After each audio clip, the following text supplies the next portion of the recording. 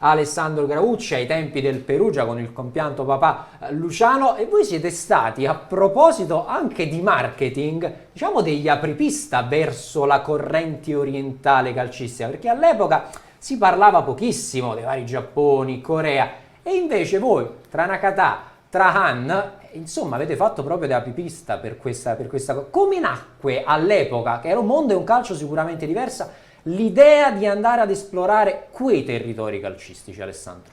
Ma io credo che parlare all'epoca di giocatori provenienti dall'Oriente era praticamente come parlare di extraterrestri. Esatto. Potete ricordare i primi. Noi siamo stati non solo i primi a firmare giocatori che venivano dall'Oriente, ma anche dall'Iran, sì, da paesi conosciuti come l'Ecuador, addirittura le isole di Trinidad e Tobago. Insomma, abbiamo preso giocatori da quasi 70 paesi del mondo diversi, quando appunto il calcio era praticamente solamente Brasile, Argentina e Europa, non c'era molto di più. E questo nacque da una mia idea, nel senso che io vedevo sempre che i direttori sportivi in quegli anni facevano sempre tutte le stesse cose, guardavano solamente appunto quello che era nel cortile di casa e poco più. Io ho detto, ma possibile mai che non ci siano giocatori forti anche in paesi dove il calcio è comunque arrivato da tanto tempo ma si conosce di meno? All'epoca, considerate, non c'era Inter o quasi stava iniziando, quindi non c'erano tutte le piattaforme per poter valutare i giocatori, era veramente molto più difficile trovare gente dall'estero. C'erano le vecchie cassette VHS con delle immagini quasi improponibili, però c'era appunto questa voglia di scoprire nuovi territori, ovviamente sempre cercando di scegliere il meglio. Avevamo una struttura che ci ha permesso di organizzarci, di arrivare prima degli altri, e questo ha fatto sì che sono arrivati in Italia giocatori veramente talentuosi come Nakata, come Han, ma come molti altri, come anche l'iraniano Rezai, come Zizi Brizza, Sedella, che sono stati poi campioni d'Europa con la Grecia. Quindi voglio dire, l'importante era cercare di trovare il giocatore forte, non era tanto il fatto del folklore in sé per sé. Noi cercavamo proprio di prendere giocatori forti, e la cosa triste è stata che nel momento in cui l'Italia venne eliminata dal mondiale del 2002 proprio a causa di Han, del nostro giocatore coreano, stiamo mandando proprio una tua foto con Anna all'epoca della presentazione. Sì, e lì la federazione italiana decise di stoppare l'entrata di giocatori extracomunitari, e ci fu il famoso stop a questa decisione, e quindi noi in quel momento avevamo firmato anche giocatori statunitensi molto forti. Stavamo trattando Donovan e Beasley, che poi sono stati giocatori fortissimi, quindi c'era una predisposizione anche diversa rispetto agli altri, perché non c'erano i pregiudizi che avevano un po', ripeto, che aveva il calcio in quell'epoca. Oggigiorno sembra tutto normale, tutto diverso, ma vi assicuro che all'epoca era completamente diverso e molto più difficile. Che poi, Alessandro, io ricordo che la Rai mostrò una volta come eravate organizzati sotto il profilo dello scouting. C'era una stanza con tantissimi schermi dove ogni persona andava a monitorare e a rivedere questi VHS che arrivavano da qualsiasi parte del mondo. Sì. Poi veniva fatta una scrematura e poi alla fine si decideva su quale profilo puntare.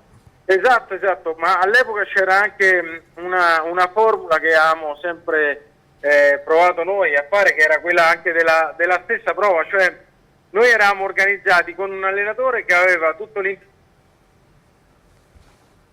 come la volevamo far crescere noi, e quindi non c'erano quelle preclusioni mentali di dire non portiamo gente che poi non si sa chi è. Noi facciamo molte prove, anche durante la settimana, anche durante l'anno. Questo ci permetteva di dare la possibilità a gente sconosciuta di venire a mettersi in mostra, e fra questi tanti che venivano qualcuno buono c'era sempre. Quindi abbiamo avuto, ecco, ripeto, questa visione un po' diversa rispetto agli altri, che ci ha permesso di fare cose diverse e anche molto buone. Diciamo che il Perugia, Riccardo, io ho qualche anno più di te, comprò anche la scarpa Alessandro. d'oro Sì. Caviedes. Caviedes, come no? Cioè, tra tutte le grandi scoperte c'è stata anche una scarpa d'oro a Perugia. E il Perugia di quegli anni faceva fece anche benissimo. divertire, perché non solo scovavano talenti all'estero, ma scovavano anche talenti inesplosi in Italia come Miccoli, lo stesso Materazzi, Esattamente. che poi a Perugia è diventato il giocatore che poi È stato all'Inter... decisivo per un mondiale italiano. Assolutamente, ma ti dico che quel Perugia veramente era un'eccellenza assoluta sotto il profilo dello scouting. Chissà oggi con i mezzi attuali, quindi con Y-Scout, con la possibilità di poter monitorare il mondo con semplici click, la famiglia Gaucci che cosa avrebbe potuto fare. Questa è anche una curiosità che mi viene, Alessandro, perdonami se ti interrompo. Prego. Anche dal punto di vista del marketing, noi stiamo parlando ovviamente di un calcio diverso, all'epoca non c'erano i social, non c'era diciamo la condivisione così rapida come può avvenire con i social network, ma ovviamente ci fu un'espansione anche dal punto di vista di vendite e di marketing verso l'Oriente, perché questi giocatori come Kim, come lo stesso Nakata, come Han, sono seguiti quasi come degli idoli nei rispettivi paesi di appartenenza. Quindi all'epoca, e stiamo parlando di parecchi anni fa, quale fu il benefit che voi riusciste anche a vedere dal punto di vista magari delle vendite, della conoscenza e dell'esportazione del nome Perugia verso l'Oriente? Allora, considerate che Nakata aveva tanti di quei followers che all'epoca potevamo considerarli quasi più di 1,5 milioni, che erano tantissimi. Stiamo Io mi parlando ricordo insomma di un'altra quando vita. facemmo la conferenza stampa di presentazione in diretta in Giappone, c'erano più di 80-90 milioni di persone alla televisione. Io devo essere sincero, in quegli anni non perché mi voglia vantare, ero uno degli uomini più conosciuti in Giappone e non potevo girare per le strade perché la gente mi assaliva proprio, eravamo considerati veramente degli idoli. Fate conto quando poi ci fu un'organizzazione per farvi capire l'importanza di Nakata lì. Il secondo anno di preparazione del Perugia fummo invitati a fare una partita amichevole in Giappone contro il Cerezo Osaka, ad Osaka, la seconda città più grande del Giappone.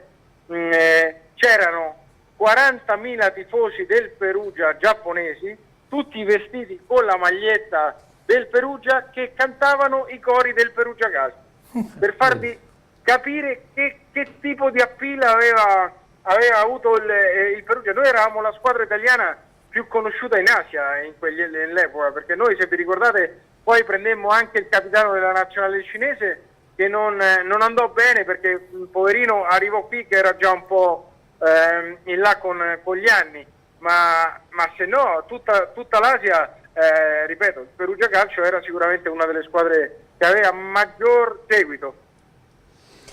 Fu un qualcosa davvero di clamoroso. Io sto leggendo anche ovviamente i messaggi che in questo momento mi stanno facendo molto riflettere, perché giustamente hanno detto in questo momento la strategia del Napoli è proprio questa: vai a prendere un calciatore georgiano come Kvaratskhelia, che è un idolo totale del paese, quindi ci sarà una flotta di georgiani che seguirà il Napoli. Abbiamo visto anche tifosi norvegesi arrivare sino a Castel di Sangro per vedere Ostigard. Succederà lo stesso per quanto riguarda ovviamente Kim. Ecco, in questo momento è proprio questo, Salvio, chiedevo anche a te prima, il processo di internazionalizzazione e crescita del brand Napoli che De Laurentiis vuole portare avanti, andando a toccare quei mercati calcistici magari minori dal punto di vista anche dell'appeal internazionale, ma ancora poco esplorati, proprio come fece il Perugia dei Gaucci negli anni 90. Diciamo che il progetto De Laurentiis somiglia per certi versi molto al progetto Perugia dei Gaucci, perché anche quel progetto si basava sullo scouting, Sì. sulla valorizzazione dei giocatori. Se noi ricordiamo solo Nakata, che all'esordio col Perugia segnò un gol in rovesciata, se non sbaglio una doppietta, giusto Alessandro? Sì, però il gol in rovesciata fu contro il Piacenza e la doppietta fu alla prima partita contro la Juventus. Okay. Esatto. Comunque fu acquistato per 2 miliardi, se ricordo. No, erano, guarda, all'epoca 3 milioni e 300 mila dollari. 3 milioni, e poi fu venduto alla Roma a 10 volte il prezzo che era arrivato. Cioè, se questa non è bravura... È stato all'incirca 10 volte di più, considerando anche diciamo, i giocatori che sono stati messi nella trattativa, perché poi oltre al discorso in denaro,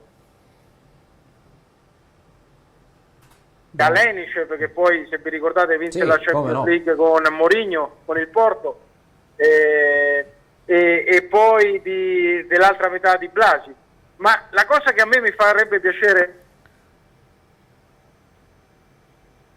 hanno sempre i pregiudizi dicendo ma se vengono gli stranieri poi bloccano la crescita degli italiani, ma era proprio questo il fatto, che noi al contrario, noi abbiamo fatto crescere sia gli italiani, quelli sconosciuti che venivano da categorie inferiori, che allo stesso tempo gli stranieri, perché l'importante non è tanto la provenienza del giocatore o la categoria da dove viene, è il valore intrinseco del giocatore in sé che fa la differenza. E avere, come dicevo prima, pregiudizi di categorie o di paesi diversi, questo secondo me impedisce a molte squadre di poter fare delle scoperte che tuttora oggi sono possibili, e per questo mi permetto di fare i complimenti al presidente De Laurentiis, che secondo me è un grandissimo presidente e a Napoli ha fatto grandissime cose. Poi ovviamente ognuno può avere le sue opinioni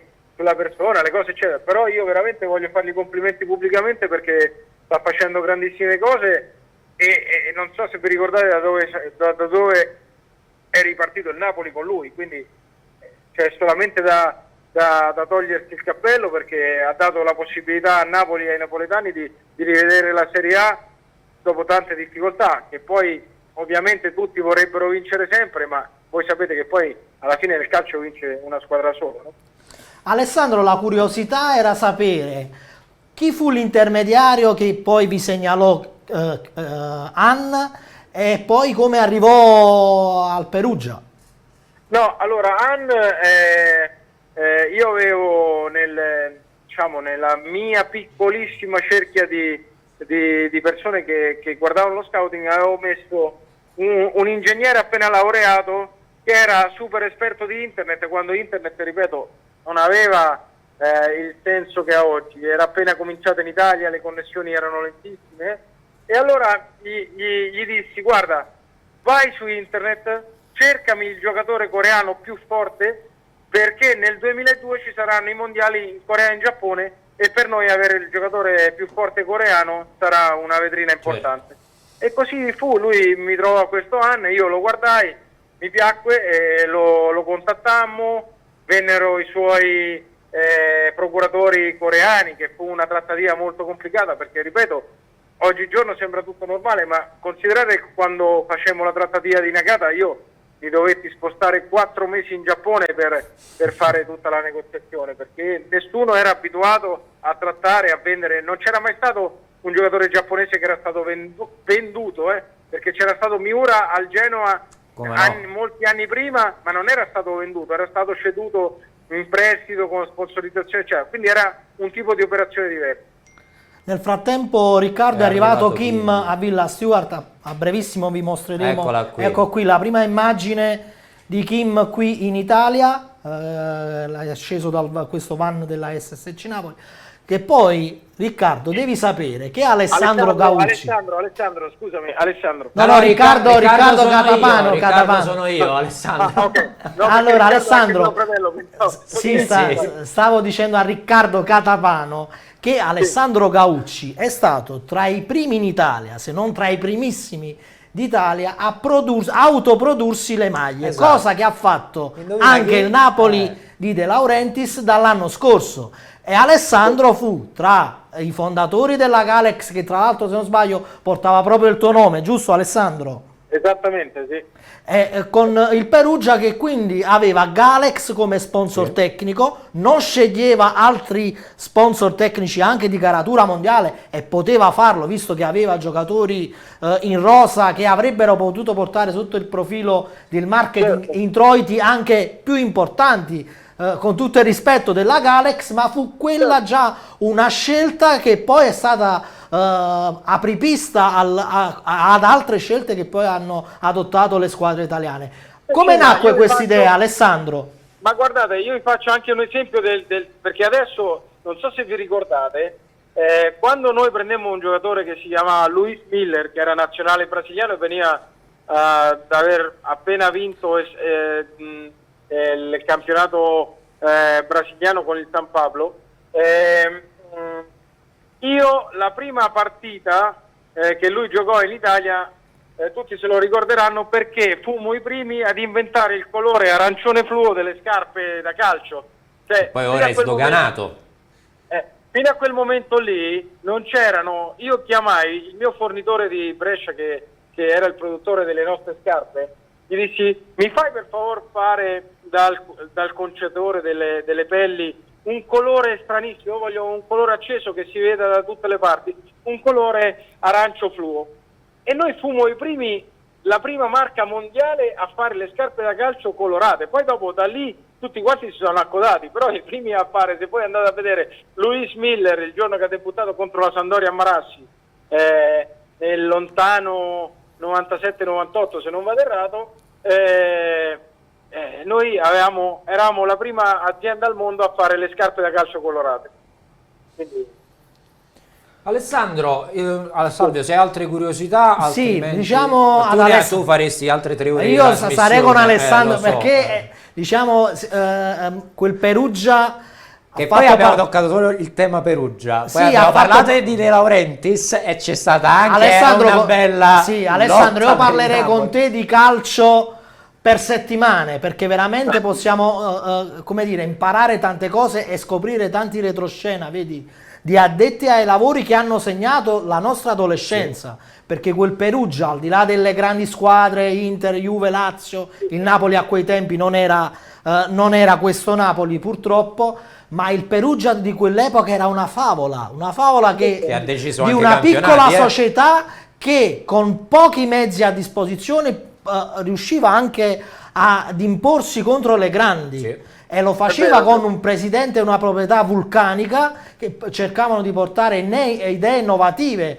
nel calcio dell'epoca, e quindi non c'è che da fare complimenti ad Alessandro Caucci e alla famiglia Caucci. La famiglia Caucci che poi ha sfiorato di diventare anche la nostra proprietà. Esatto. E ad Alessandro io farei proprio questa domanda: se c'è il rammarico, visto come si era evoluta poi la vicenda con tuo padre che venne qui al San Paolo, fu organizzata questa manifestazione popolare, se non sbaglio si chiamava Orgoglio Partenopeo, quella cordata, quel filone, come vogliamo definirlo? Ma guarda, io ti sono sincero, ricordo perfettamente quell'anno, anche perché poi mio padre mi diceva: no, tu devi venire con me a Napoli, lascia io ovviamente...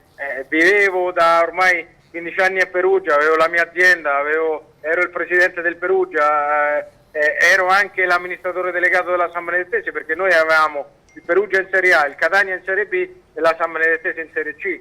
Quindi io gestivo Perugia e San Benedettese e mio fratello Riccardo gestiva il Catania Calcio. Sì. E mio padre allora disse: no, io voglio andare a prendere il Napoli perché è un posto bellissimo, si possono fare, e lui era impazzito per questa cosa. Il problema fu che lui era straconvinto di ripartire dalla Serie B, quando purtroppo c'erano le problematiche della federazione che non consentiva il fatto di far ripartire il Napoli dalla Serie B. Questo fu il problema che gli precluse l'acquisto della società. Perché altrimenti io credo che allora fu veramente a un passo